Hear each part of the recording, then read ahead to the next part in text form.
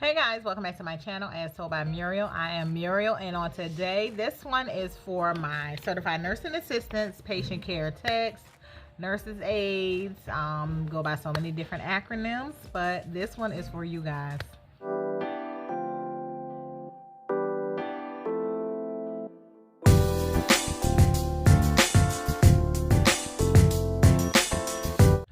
So I had a subscriber who wanted me to give some tips on being a CNA in a long-term care facility, and you know, I'm that's what I'm here for. And so I'm going to do this video based off of nursing assistants who work 7 to 3 in long-term care facility.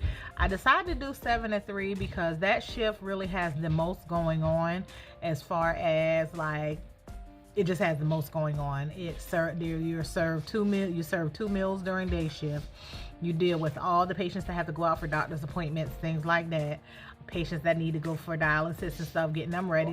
For those of you who are new, I'm a registered nurse, but prior to becoming a registered nurse, I was a licensed practical nurse for many years. But prior to becoming a licensed practical nurse, I was a certified nursing assistant, and I worked in a long-term care facility, and that was back in the day before we even had mechanical lifts. The only lifts that we had were our body mechanics. That was back in the day when there really didn't seem to be any ratios on nurses aid to patient care patients, because I remember coming into work one day on a 7 to 3 having 21 patients. I would say basically by myself, because people came from here and there and did maybe like, you know, help feed or stuff like that. And I think there was one person who came out and actually did a bath. But other than that, I basically had those 21 patients by myself. And me being young at the time, I think I was like 18, 19. I didn't know any better. So I just went ahead and, you know, tried to get the day done. And so I'm gonna tell y'all the tips that helped me when I was nursing assistant, what I did and what I think would help you guys to make your day go by faster. So okay, like 7 to 3. So first of all, we all know that in long-term care and healthcare period, there are those workers who are habitually late. Like, the shift starts at 7. They are known to walk through the door 7:45, 8 o'clock sometimes. And some have reasons, you know, you know, we all have our reasons for why we probably can't get to work on time. You know, kids that need to be dropped off, or buses that come late to pick the kids up. You know, different little reasons we can't leave until the kids are gone. And then there's some who just, you could tell them 7 o'clock, but in their mind, you know, they have already become accustomed to rolling in at 7:30, 8 o'clock. So that's what they're going to do.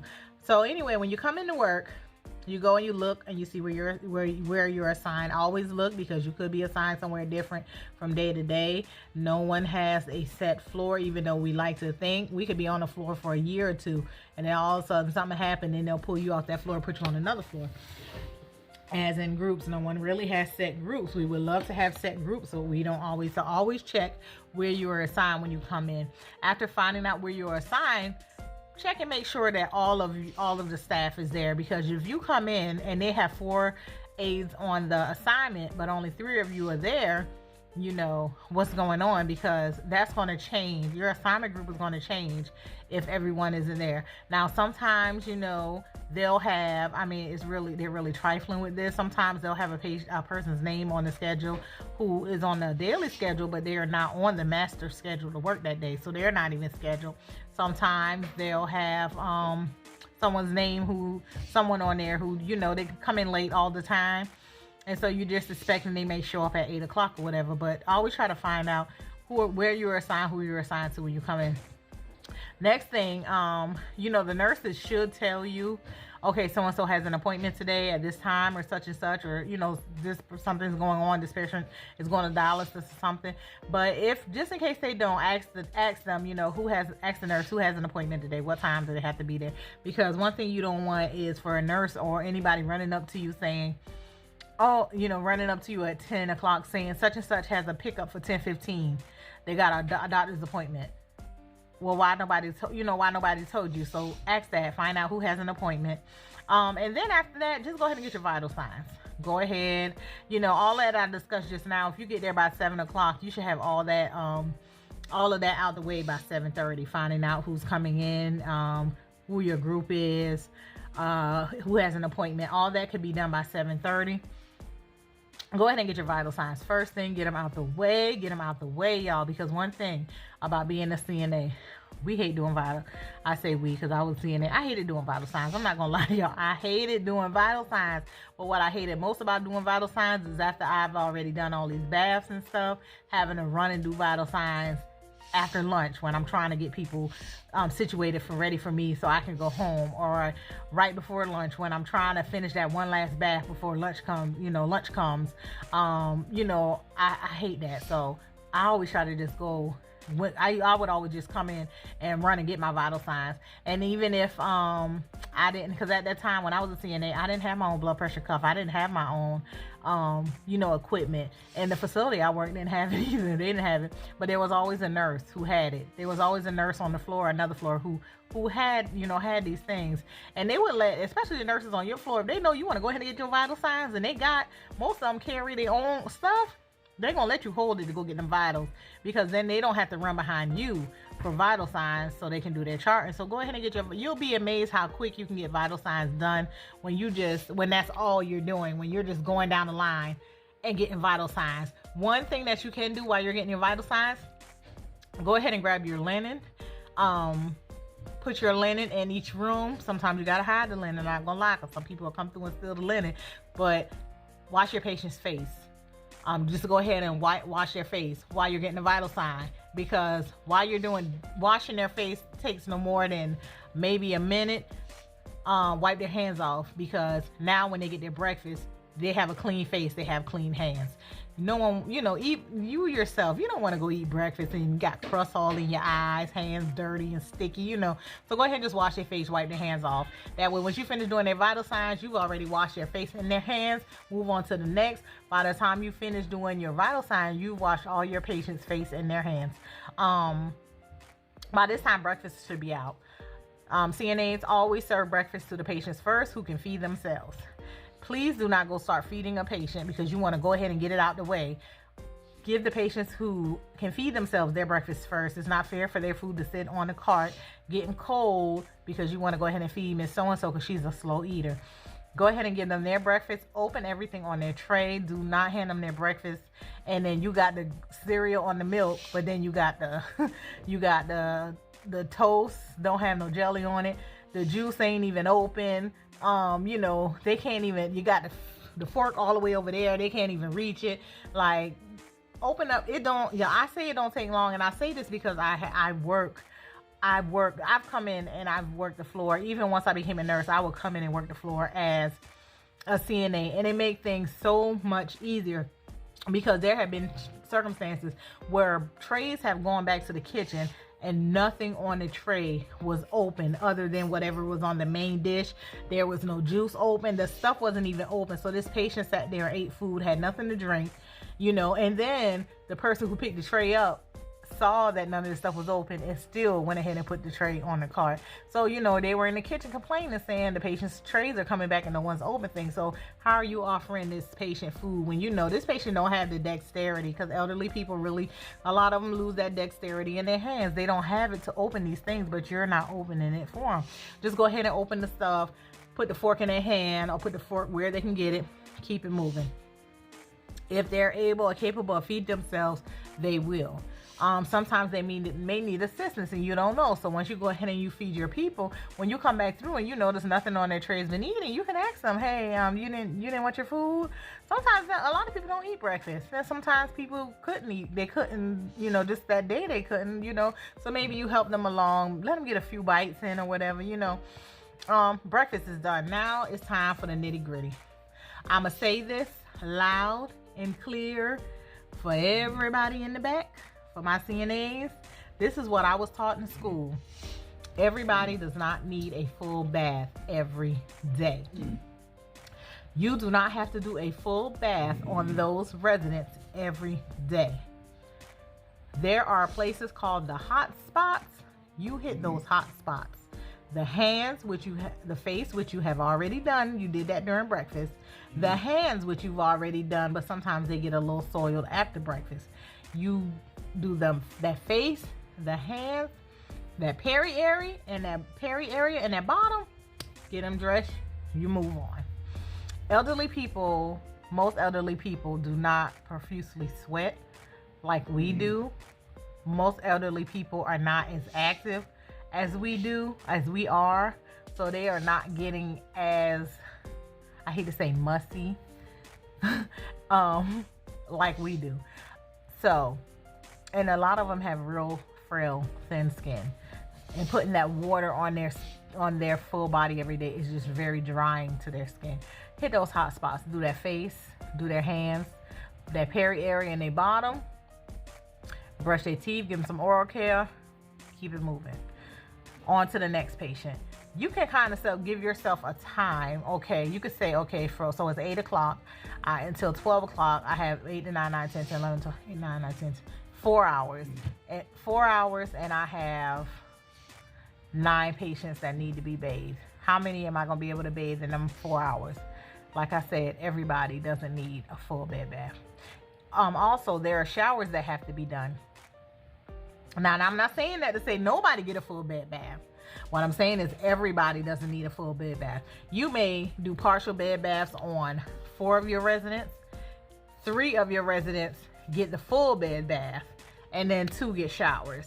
You will finish so much quicker if you do it like this. Do not sit there and try. You're not going to be able to give full bed baths to all your patients every day. You are going to burn yourself out. You're going to wear your body down. It is not, I'm trying to tell you, we as nurses, we are not expecting that of you. We're just expecting our patients to come out to be clean, look decent, and presentable. Do not send them down the hall with their hair sticking up on their head. You know, us melanated folks, you know, is sometimes it might be a little more than just brushing our hair down. Like, find somebody who might do a little cornrow. Like, one thing about me, if a patient come rolling down the hall and their hair sticking up in their head, I'm gonna take them back in their room, and they're gonna get a cornrow here and they're gonna get a cornrow there. Like, I'm not gonna send them out in the hallway looking like that. If you're not able to braid, if they got a little twister, put the hair in a little ponytail or something. Just make sure you brush their hair, have them coming down the hall looking presentable. There are going to be those residents who don't want to get up out of the bed. You know, I hate to say it, but that's even better. For those residents, you can do the partial bed bath on them, put a nice little clean, little presentable shirt on them, and you can leave them in the bed. And for their showers, okay. One thing I used to do when I was a CNA, at one point in time, I used to, as soon as I come in, I was trying to get to the shower, to get a shower out the way before I even start anything else. But what I noticed is that would wear me down. I would be so tired after I did that shower that it would slow me down for the rest of the day. So I had to stop doing that. And what I would do, y'all, is I would do my shower either right before lunch where the patients were fed, or I would do it as my last, that would be my last thing, my last bath for the day. Because right before lunch, if I do the person's shower, get it out the way, then I do lunch, then I get to take a break. And so I'm relaxing my body a little bit after I did that shower. When you do a shower first, and that's the first thing you do, sometimes it just tires you out so that you don't have the energy to really keep it going, keep it moving, to get the rest of your assignment out the way. So I would suggest to do your shower either right before lunch, the resident's lunch. That way you've already did some of your baths and gotten those out the way, so you don't have to worry about doing a bunch of baths afterwards, or make that shower your last thing that you have to do. But in saying this, don't leave, you know, if that person that you're showering, you may not get to them till after lunch. So you have been there since 7 o'clock. It's now 1 o'clock after lunch. You got patients you haven't checked. If you haven't been able to get to the patients to finish their bed bath or whatever, at least do a brief change on them. At least go through and change their brief, because after lunch or right before lunch, you will find that the family members will be coming in there, and their first complaint going to be, I came in here and mama was soiled. Why was mama soiled? Because mama hadn't gotten changed since 5 o'clock that morning. You came in at 7. It's now 12 o'clock, and no one's even looked at mama. Mama is sitting in feces, sitting in urine. When you can just take a quick little 5 minutes, change the patient. I'm not saying do the full bed bath, because you can come back and do that, but give like 5 minutes to go run and change that patient. Change the patients that you haven't been able to get to. Just clean their peri area. Then when it's time to go and do their bath, you know they've had their peri area has had some attention, so it won't be so much work and getting them cleaned up, bathed and dressed. You can even make that person your full bath, or that could be another one of your partial baths, but you already know you cleaned that peri area because you did a brief change, so it won't be so much to do, and you don't have to worry about a family member coming in and complaining that no one has touched mama since whatever, you know. Also, if you have a patient that's going on a doctor's appointment or anything for dialysis or any of that, you've already found that out from the nurse, so you can go ahead and get that person out the way, so that you know they're ready to go. Even if it's early in the morning, say you want to go ahead and bathe that patient at 8 o'clock, but the patient is leaving for an appointment at 1 o'clock, or you know, or whatever, or you want to bathe that person at 11:30 because they're getting picked up right before during the middle of lunch. You bathe that patient at 11:30. You pull their bottoms up to like their knees. You put their top on. That way, when they come to get that patient to escort them, if you need to, you can go do a quick brief change on them because their pants were at their knees. They weren't pulled all the way up. But once you do that, you just pull them on up. They can go on, get on the stretcher, and they're ready to go. But yeah, so that's kind of like how I handle when I work the floor as a CNA. I haven't done it, I'm not gonna lie to y'all, I haven't worked the floor as a CNA in about, I haven't gone in and worked as a CNA in about it's been about 5 or 6 years. But I am that nurse who I will change a patient. They are extremely short in long-term care. I'm not gonna lie, it is extremely short. I have come in on a hall before and there were 30 patients and 2 techs. Two not techs. In long-term care we call CNAs. There have been 2 CNAs when I came in. So that means they got 15 apiece. Y'all, that's a lot. And when I'm in a patient's room and I'm giving them their meds, if it's a patient and they're a smaller patient, a quick little 2 or 3 minute brief change, I'm gonna go ahead and change their brief. I'm gonna just go ahead and get that out the way, and I'm gonna let the aide, I already changed such and such, so you don't have to worry about coming in this room to do them. You go on to the next person, because it doesn't take long to change. Some of these patients are a quick brief change. This is more for nurses, but when you help your aides with things like that, because some aides don't expect you to do it because you're the nurse, and I guess that's what they're accustomed to. I don't know if they realize that everything that they're doing, we were trained to do that in the school as well. But when you work with your CNAs, they will work much better with you, because they'll be like, she got my back. I know she'll change, she'll change a patient. She ain't above changing the patient. She ain't above going to get that ice. She ain't above, So yeah, that's the those are tips I have for CNAs. If you got any other questions, y'all, just leave them down below. Any other requests, leave them down below. Also, I want to tell you guys, I started y'all know I was complaining about a couple videos ago about how I don't feel like I'm a very proficient nurse as far as in acute care, and even though I worked there prior to for so long, I don't feel like I was proficient as I wanted to be in a certain area. And so I developed this product, guys, to help. It's supposed to help with new grad students, but it can also help those nurses who are like me, who are been out here in the game for quite some time, who feel like they may need a little help in this area. So y'all, on my next video, I am going to show y'all the product I came up with. It's real nice. It's for men and women, but it's for nurses, those coming out of nursing school who are gonna be a little scared, whether you're going in acute care or long-term care, you both can use the product. I'm going to be selling the product on Etsy, so look out for that. But I'm going to disclose everything about the product in my next video, because I should have my first batch by the time I record the next video. All right, guys, this is As Told by Muriel. I am Muriel, and y'all have a blessed day. Bye.